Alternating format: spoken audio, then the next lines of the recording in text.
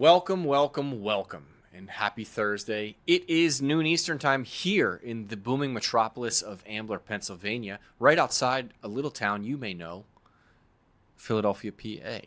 Thursdays, noon Eastern time, you know what that means. It is time for Talent Experience Live, your weekly look into all things human resources, talent acquisition, talent management, and of course, our personal favorite, artificial intelligence. I am your host, Devin Foster. And Talent Experience Live is proudly brought to you by the good folks here at Phenom, whose purpose is to help 1 billion find the right work.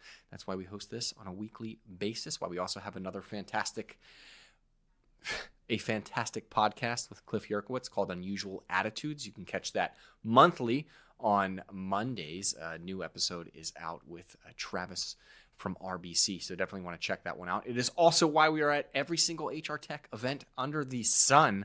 So this fall, you'll see us at HR Tech, Unleash, Workday, the whole nine. We will be there. And also why we have our very own HR Tech conference known as I Am Phenom. We recently did it this past spring in Philadelphia.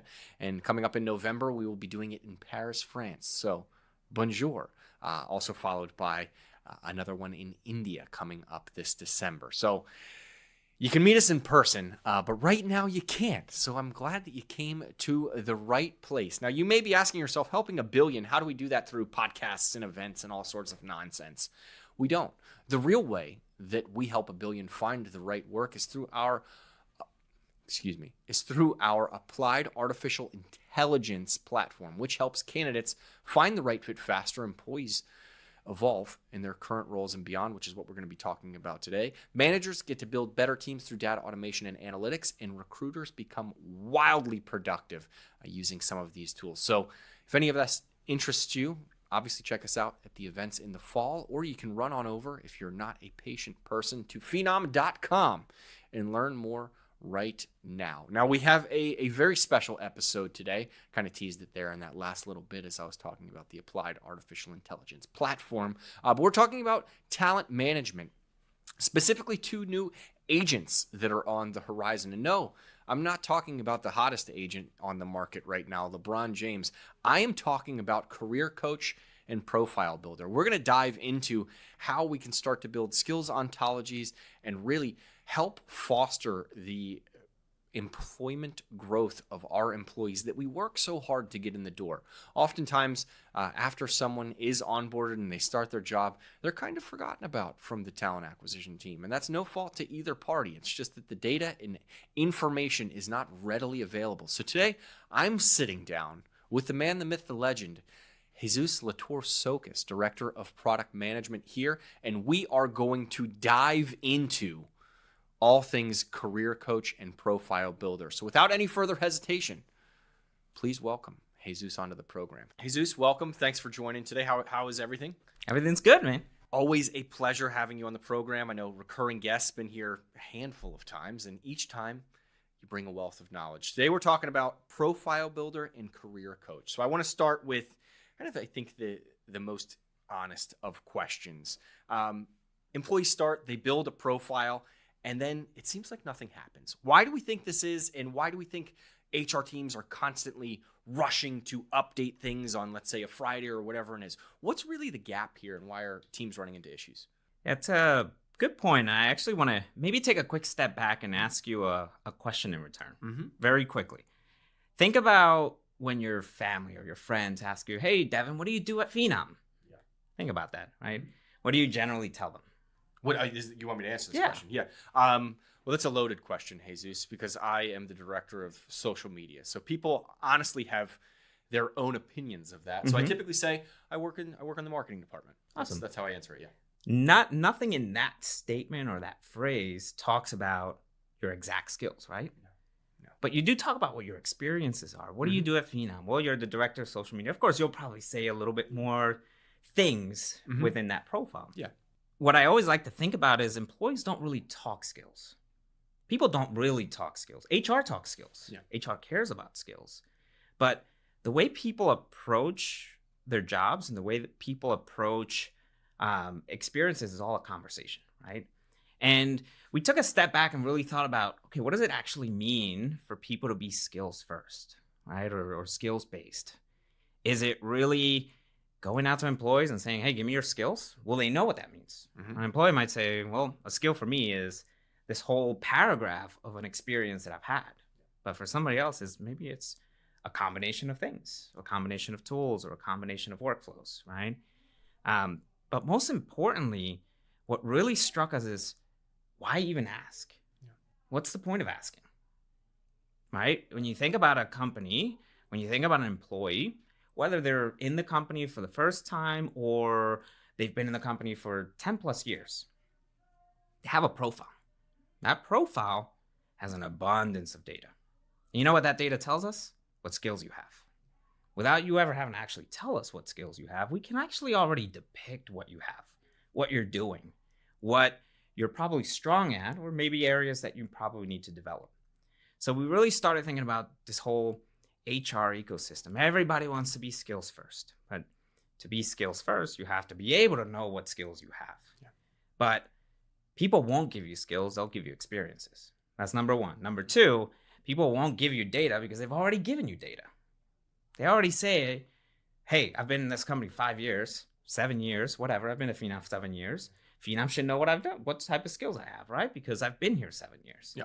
That's the reality of where the limitations are coming in. It's not that HR can't get the data, it's that people are refusing to give the data because they already expect you to have it. Yeah. Because you have all of this experience data. Now it's a matter of taking that and saying, okay, well, experience data equates to skills.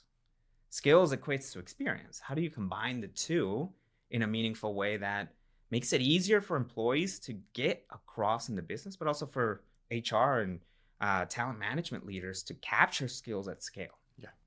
I want to ask you, you mentioned that the employee doesn't want to give the skills because they expect you to know it. How much of this is contingent just on general information of, hey, you've been promoted from product marketing to product marketing manager to director, where you can kind of infer certain skills?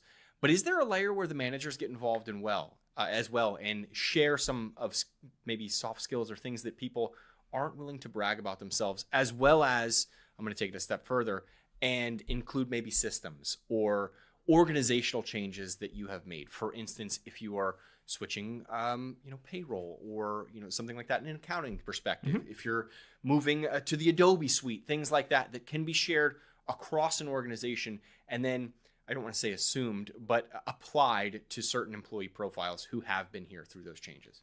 Yeah, so that's a great point. And I want to flip that a little bit and just kind of focus it on two things. Every employee at a company always has special projects that they're working on. Doesn't matter what industry you sit in. You can be in the tech industry, whether you're moving from on-prem to a cloud-based system, or you're moving from SaaS to applied AI. It can be a manufacturing company. It can be a construction company. Everybody works off of projects. You're doing something. Those projects are part of your role. Those projects generally lead to conversations with your manager. Did you achieve the projects? If you achieved them, you got validated skills. Did you perform well in your day-to-day activities? Did you get a good rating from your manager? Did you get a good rating from your peers? These are all things that are already happening. They're happening today. Yeah. Whether you're capturing them or not, they're happening. How many times have we switched from one system to another as we're trialing things and just brainstorming new ideas to build things for our customers, right? Happens a lot. And all of these things really help us define what type of skills people already probably have. Yeah. And that's really the first entry point of stop asking the user, stop asking the employee for this information. You have it. It's there. It's just not digitized. So how do we bring it, digitize it, and combine it for you? Yeah. That's the biggest thing. And that's where we started focusing heavily on some of these agents. Why ask when we already know? Well, and that was going to be my next question, because I am going to ask. You already know. But when you're talking about using this information that already exists, where does the agent come into play, right? Why build it at all if we already have it? Walk me through how this kind of puts together the pieces of the puzzle. Yeah, so let's take maybe I'll give you three scenarios, three different hypothetical scenarios. You have a person brand new out of college, just graduated, is coming out and starting their workforce, never has had a job before. They're importing information during the apply process. They get hired. Everything's happy. You're good to go. This person's in the company. That person probably doesn't understand the term skills. Maybe they do. Maybe some do. Maybe some don't. But what we do know about that person is there's some degree data that probably already comes, right? Because they're probably telling us they graduated from this university or they graduated with this degree. That's a starting point. Mm-hmm. But what about all of the other things that are missing?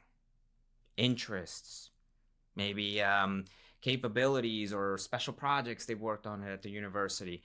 In some cases, from a marketing perspective, you probably collect portfolios and things like that, right?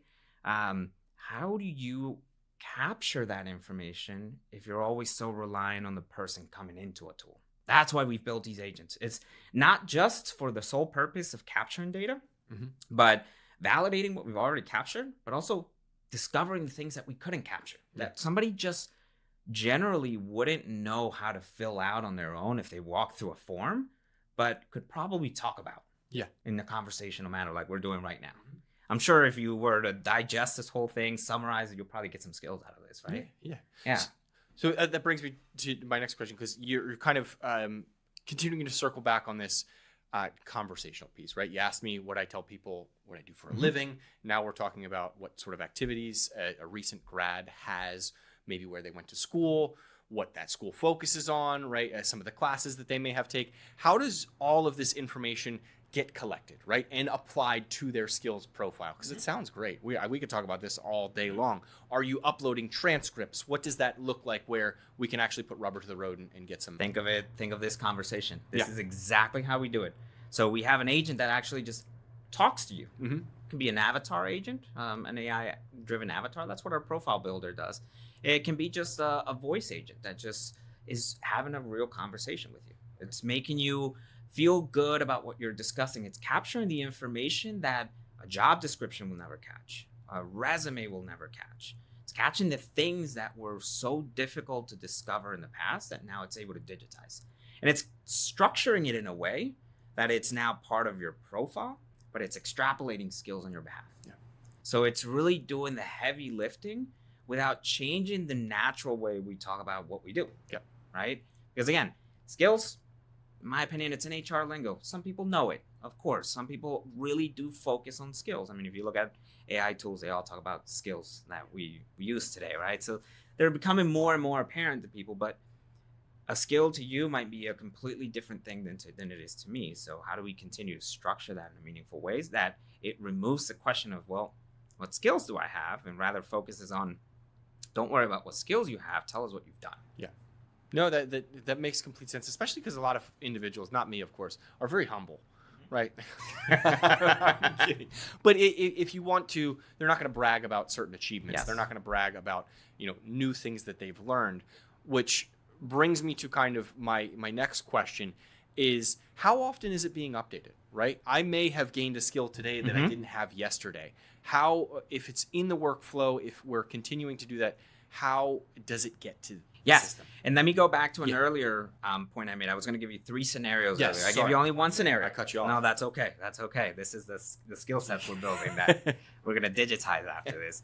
Let me give you a secondary scenario when you're already in the company. You already have data. Right? Yeah. We've already captured data. But again, your day-to-day tasks and your work throughout the year changes. Mm-hmm. You're going to learn new things. You're going to discover new things. You're going to have opportunities to embrace new technologies or new workflows, etc. Whatever the case is.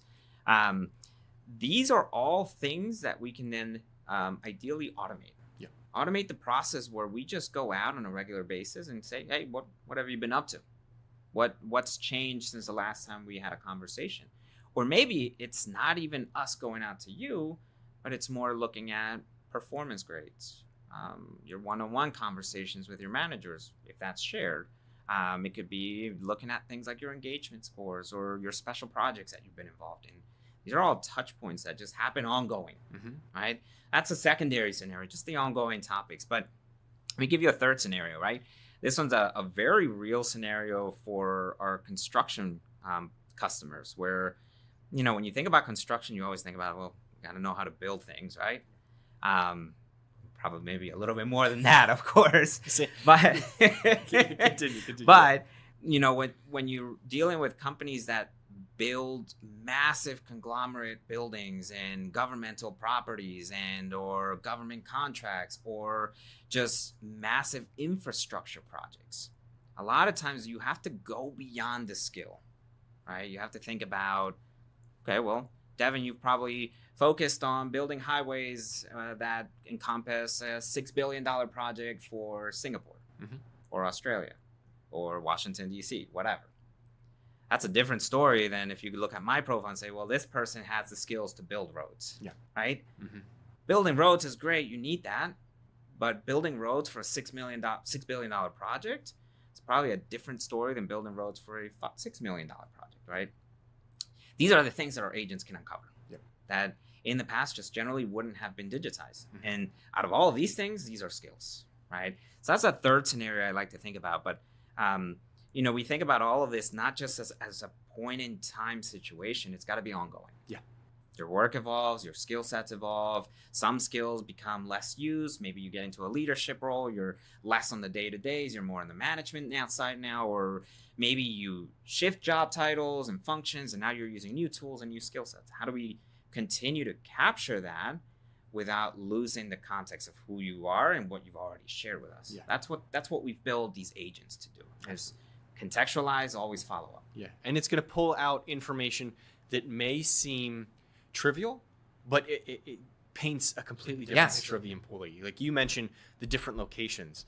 If you're building a $6 billion bridge outside of the United States, that means you're converting to the metric system. Yes. It means potentially you are reading and writing in a different language based on these locations, which if you're just talking about your day-to-day, you're probably not going to be like, oh, well, I spoke to a bunch of Australians and I understood what a metric ton was versus, the pounds or what have you. All of this is super vital information when it comes to building out that skills profile. But I think the second piece of this is how it helps the employee. Yeah. Right. Because most folks don't look forward to one-on-ones, right? They don't look forward to their annual reviews. They don't look forward to a lot of these things. But if you're starting to have these debrief conversations, if you're uploading your one-on-ones, it's building this profile, and then it's going to help the talent management team. Yes, I imagine, right? And it is going to help promote people who want to be promoted, and maybe keep people or give them raises or whatever it may be, because some people don't want to go into the management system. And that's been a huge flaw, I think, for organizations for a very long time. It is, you start as an SDR, you become an account executives, now you're leading a team, and it's like some people don't want to. They just want to be individual contributors. So talk to me about the talent management team and how they're getting access to this information in order to foster employees. Yeah. Growth. I would actually challenge that and say it's not just the talent management getting benefits out of it. It's the organization. Fair. Yeah. The employee, the manager, the talent management teams, the acquisition teams, the skills development teams, the L&D teams, they're all benefiting out of this because you are now going from never knowing who you have and what potential you actually carry to now knowing who you have and what potential you have without having to ask people and send emails and send campaigns and send them to another tool to give us the same information that you already probably have. Yeah. Right? Now you're stripping that away, and really where you're getting more into is less of the ask, more of the confirm. Yeah. Right? Or the validation, right? AI will always do its best, right? And we always believe in human in the loop. So we'll talk a little bit about the employee side, the benefits that they get is, obviously you don't have to tell us what skills you have. We can already pretty much depict what you have with guardrails. You tell us if we're wrong. It's your skills. At the end of the day, we give you the information so that you have the tools to say, actually, yeah, pretty good. I don't have to build it. Awesome. Immediately I get recommendations. Yep. Recommendations outside of whether it's development recommendations, whether it's opportunity recommendation, people recommendation, mentorship, whatever it is. Yeah. For the manager, because now you no longer have to guess, who do I tab that maybe has some sales skills? Now you already know. Yeah. It's already immediate gratification for you. But it's not just to know who you can tab, it's also who you can develop. How do you become a better manager? How do you help coach your teams in a better direction? Yeah. For talent leaders, it's always the same question. I don't know what I have in the business, and I don't know what I don't know. Now you don't have to have that question anymore. Yeah. You already know. It's just been in different fields or in different formats or in different stories within your systems of records or multitude of systems. Now it's all digitized into skills. And obviously for the organization is build, buy, borrow. Yeah. How do you know who to build? How do you know who to buy? How do you know who to borrow? Right? Really connects that whole tissue, and it's your entry point for really becoming a skills-based org without the dreadful conversation of, can you please go fill out a profile? It's it reminds me of the saying, right? You don't know what you got till it's gone. Yes. Don't reach that point. You need to find out what you have now and keep it forever, right? within your organization, Yes. or as long as you possibly can. Now, the other side of this coin, because I imagine a dream scenario, right? You have an employee on, quarterly, weekly basis, whatever, picks up the phone on their drive home or their commute home. Obviously, handheld free, right? We don't want anybody texting or driving on the phone. Safety first. But starts to have a conversation about what they did this week, about what aspirations they have, what interests they have across the organization, right? All of this information is sharing. That's a dream scenario if they trust AI and they trust the technology. How do you build that sort of trust with employees where a rising star is willing to raise their hand and say, hey, I may be interested in this other field. I am willing to share this information with an AI, if you will, an agent. How do you build that in order to achieve these successes? Because there's always going to be detractors. There's always going to be people that say, not on my watch. I'm gonna hand deposit my check and not do direct deposit. Shout out to you, Dad. But you get the idea. Yes. Well, I think you have to approach it maybe in just a couple of ways. First and foremost is there's got to be a benefit for them. They're not just going to do something for nothing, right? Yeah. And the benefit is crystal clear. So we know you better. We can find you the right opportunities, and we can connect you with the right people internally. It's no longer a question of, well, I didn't know this manager who knew this other person, so therefore I'm not getting this job. Now it's a question of, what do you want to do? Yeah. That's the first step. The second step is you're in control at the end of it. It's not about us collecting information and giving it to other people. It's about us collecting information on your behalf and structuring it for you to say, I'm good with this. Let me share this out with everybody else now.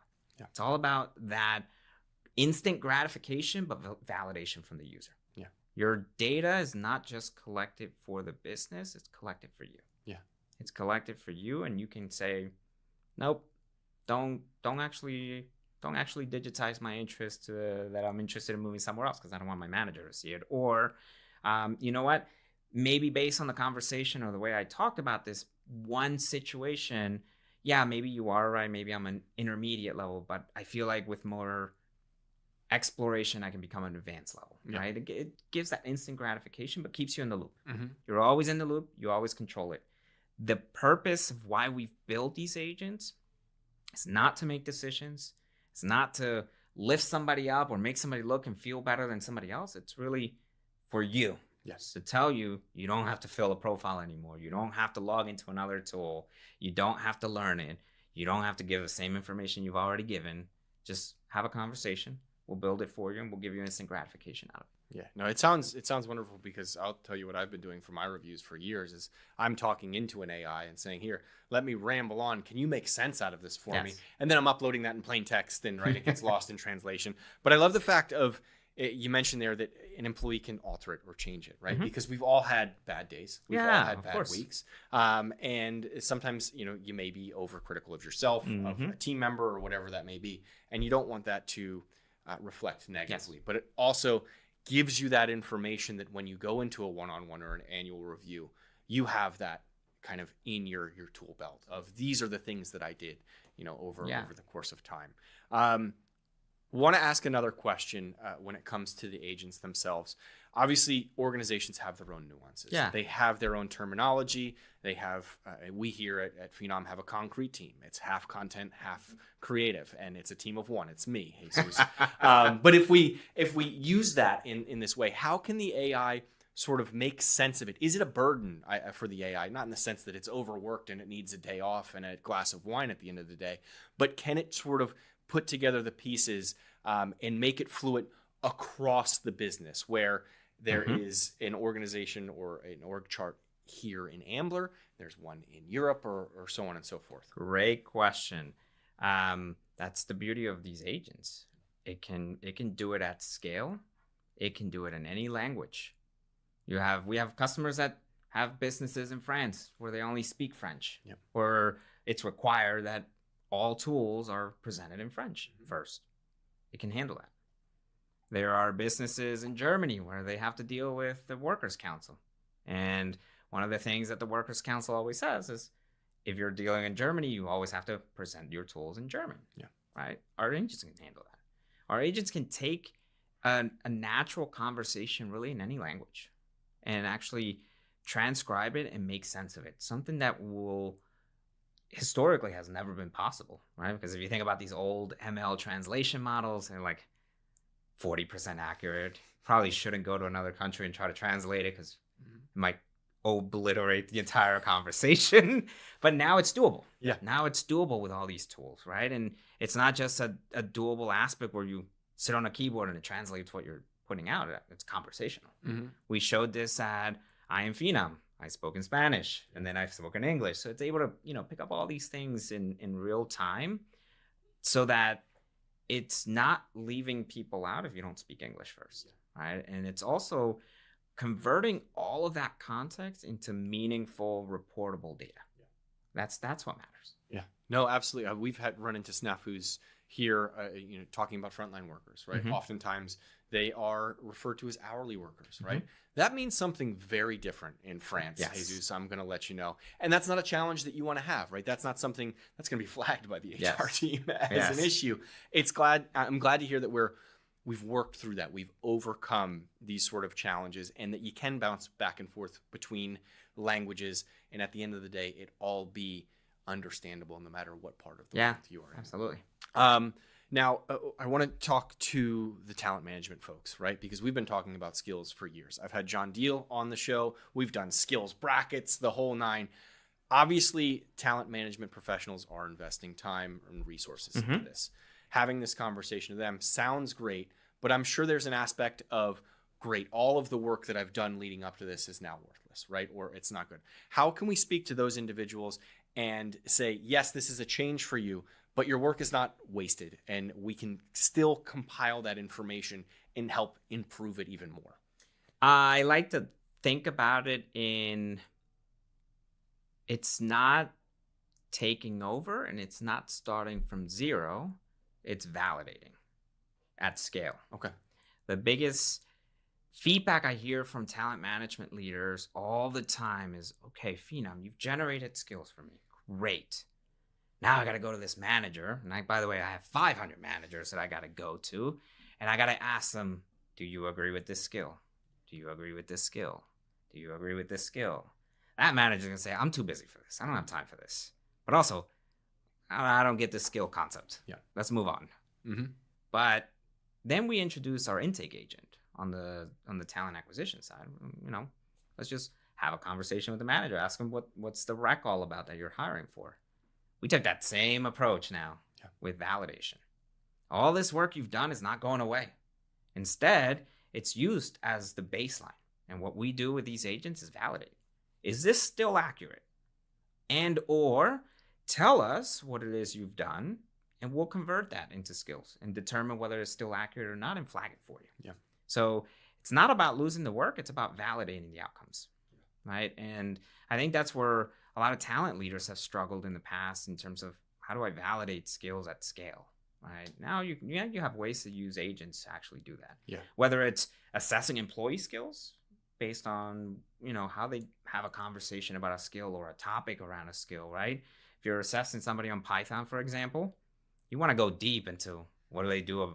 Do they know the concepts of Python? Do they know what to do when something goes wrong? Do they know this? Do they know that, right? That's an agent. That's what our agents help us do, so that we remove the I'm the best at everything conversation. And now you have another layer to validate that, hey, you're actually not bad at Python. Yeah.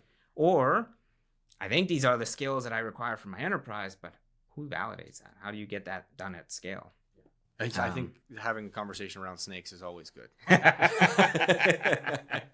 Snakes and coffee, right? Yes. With JavaScript. But no, you're right, because it's a challenge that I think organizations have had for a very long time. Yeah. Talent acquisition was always the go-to for me. When you're hiring for development roles and different roles, you're not going to be fluent in that, right? Yeah. You're going to rely on the hiring manager for a lot. And somebody's going to tell you that they're the best.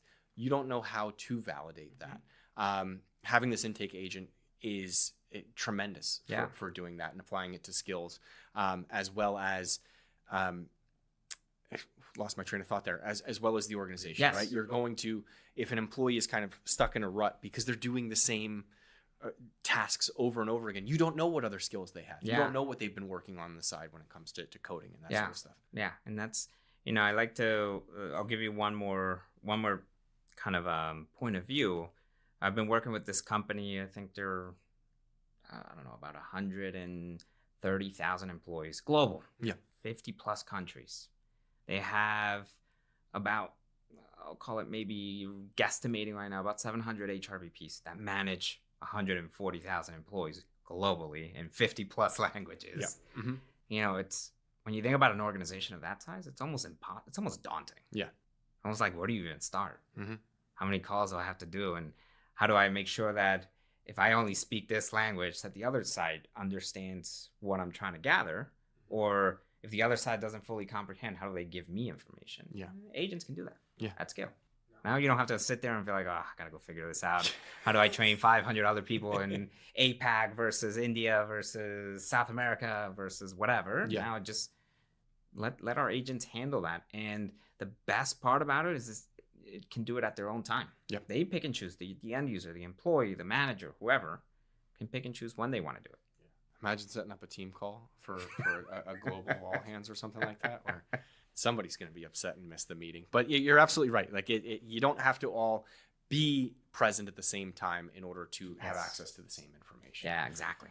Without turning this conversation into a complete roadmap, walking through everything. Talk to me a little bit about the career coach. And because I think a lot of this information was focused on the organization. We talked a little bit about how it can benefit the employees, but what can the career coach do with all of this information in order to give the best experience for the folks doing the work? Yeah. I like to think of the coach as a proactive agent. Yeah. Its goal is not to ask you what you want to do. Its goal is to bring you what it thinks you should be looking at or should be interested in, based on the information that our profile builder caught, right? Or information that we've inferred on your profile, or XYZ, whatever that XYZ is. The goal of our career coach is to bring information to you at scale, but also to bring the recommendations to you. In the past, it always required you to log into a system, update your profile, then find recommendations. Now we kind of flip that entirely. Mm-hmm. Don't log in. If you want to log in, no problem. We're still there. That's not going anywhere. But you don't need to log in to tell me what skills you have. I can infer that for you, which means I can bring recommendations and opportunities to you in real time at any point in time. Yeah. No longer do you need to think about, okay, what am I interested in? Where can I transfer my skills? What career path should I do? Let the agent do that. That's the entire point of our career coach, is to be more proactive with employees and bring opportunities to them rather than wait for them to search for opportunities. Because if they're searching for opportunities, they're probably already getting to a point in time where they're like either over it or they'll get lost in the commotions of the vast amount of opportunities that are there, right? Yep. Let us just bring that information to you based on what we know about you. Yeah. If you're searching for opportunities and you can't find what you're looking for internally, you're going to look externally, which is what you don't want. Absolutely. But before we go, if you have one parting shot that you want to give to the audience at home, one single idea to take away from this conversation, what would it be? There's a lot of ideas in this conversation. One single idea. You will be shocked how often people actually do want to partake in some of these agentic interviews. I think we've experienced that. We talked a little bit also at Phenom earlier this year too. The success rate is actually quite high compared to what we originally thought about. And again, I think it's about taking a chance. Everybody's going to be using AI. If you're not thinking about AI, if you're not even debating about using AI, start now. There are very meaningful ways that we can capture data for you to know your talent, for your talent to know what opportunities to find, and not repeat the same platform level questionnaires of fill out this long form and then we'll figure out what or where you can fit in. And remember, not everybody has access to a computer. If we think about the frontline worker use case, or if we think about warehouse, manufacturing, construction, a lot of these people are in the field and all they have is their phone. Yeah.